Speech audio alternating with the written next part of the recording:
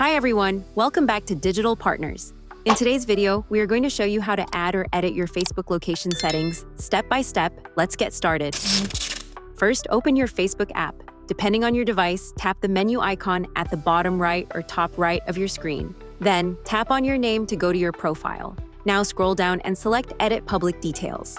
In the Details section, tap the Edit button next to your current city. From here, you can update your location or add a new one. Once you are done, make sure to tap Save at the bottom to confirm the change. Another way to edit your location is through Facebook Marketplace. Tap on the Marketplace icon, then go to the top right corner and select your current location. You can type in a new city or area, adjust the search radius, and press Apply to save it. And that's it. Now you know how to add or edit your Facebook location settings.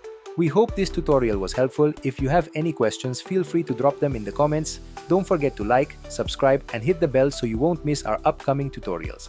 Thanks for watching Digital Partners, and I'll see you in the next video. Bye.